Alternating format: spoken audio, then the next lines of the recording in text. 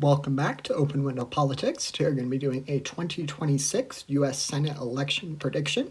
We'll be starting out. I got all of the safe states characterized. We are going to go through the likely, lean, and finally tilt states. As you can see, the majority of these states end up in the safe Republican or safe Democratic column. Not too many are in the likely column. There's going to be some for the Republicans, so we will start with them. I'll add a likely characterization rating.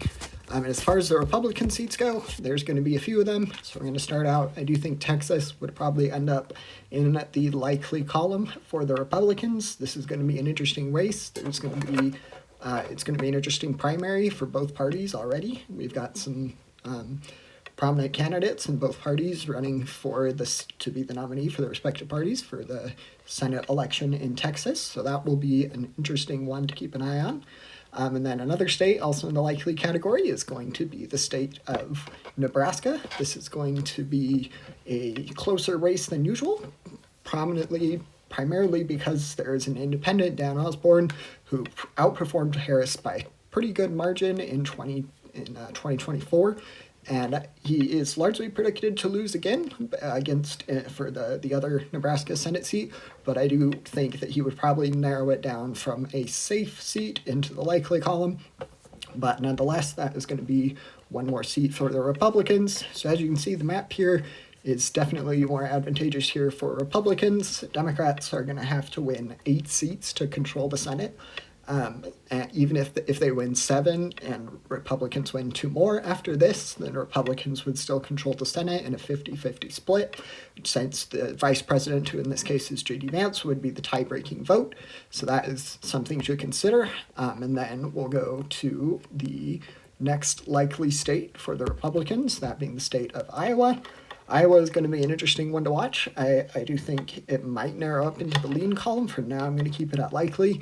But I think that is a real possibility. Ultimately, though, still ending up in the Republican Party. So that brings us to 49 seats for the Republicans to 43 for the Democrats. And then there is going to be one likely Democratic seat, that being the state of Minnesota. This is going to give Democrats one more seat, so 44. And then we're going to do the lean states now. So I'll start with the Republicans. So interestingly enough, Alaska I'm going to predict it to be in the lean category. Democrats got some positive news out of Alaska when Mary Peltola announced that she would run for the Senate seat here, really increasing Democrats' odds of taking the Senate. I still don't think they will. As you can see, they're already at 50 without any of the other states characterized, any of the main swing states. So they'll most likely hold the Senate, but I do think it would narrow up with Mary Peltola at the top of the ticket, or near the top of the ticket, as the Senate nominee for the Democrats. So that's going to be in the lean column. Previously, it was in the safe to likely margin, so I do think Mary Peltola would help to narrow it up. Ultimately, though, ending up in the Republican column. And there's going to be one more I'm going to predict to be in the lean Republican column, that being the state of Ohio. This election also an interesting one to watch. Sherrod Brown, a former Democratic senator from Ohio, is running not for his seat, but for the other Ohio Senate seat. He did lose in 2024, but Democrats are hopeful that running him again will result in a victory. I do think he would narrow it up. I think he's a good candidate for Democrats to put forward. I ultimately don't think he's going to be good enough to win the election. Ohio is generally in the likely characterization as far as margin, so I do think he's going to be a good candidate and would narrow it up, but I'm just not positive on if it would be enough to secure a victory for the Democrats. So I'm going to put that into the lean Republican rating. And that leaves us with really the core. We got one more in the lean blue category, bringing Democrats up to 45, that being the state of New Hampshire. So this one, generally, New Hampshire is fairly consistently voted for Democrats, especially in the Senate and the House. So we're going to go with that, 45 to 51. And then the rest of these are going to be in the tilt column. So I will start out with the state of Georgia. So Georgia is going to they're going to have a Senate election in 2026, and this is possibly this election could be one that can increase Democrats' chances of holding the Senate. As you can see, I don't think they will. They've already lost control, but still interesting race. So I'm going to put it into this is Jon Ossoff's seat. I'm going to put it into the Tilt Blue rating. So Democrats are optimistic about their chances here. He is, of course, the incumbent Democratic senator, and 2026 is shaping up to most likely be a good year for Democrats. Generally, whatever party isn't in power performs better on the national landscape and in in specific states as well, performs well, and that is going to be the Democratic Party this time around. So that is going to be one seat for the Democrats in the tilt column. And then interestingly enough, I'm going to put North Carolina also in the tilt column. This seat, Democrats put forward a great candidate, Roy Cooper, former popular Democratic governor of the state of North Carolina.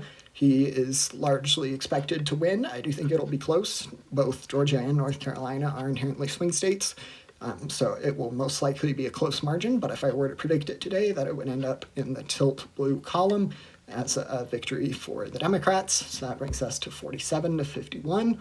And then I'll go to Michigan and then end with Maine.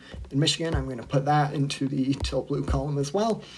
Michigan generally has 2 Democratic senators and a Democratic governor. The state did go for Trump in 2016 and 2024, so Republicans are hopeful they can win this Senate election. It'll be an interesting one to watch, but for now I'm going to put that into the tilt blue Democratic column. And then we get to the final state here in the state of Maine. This is Susan Collins' seat. She's been in the Senate for quite a while, and she's been able to outperform the odds at running as a Republican in a predominantly Democratic state. She's been able to win quite a few elections in which it was predicted that she would probably lose.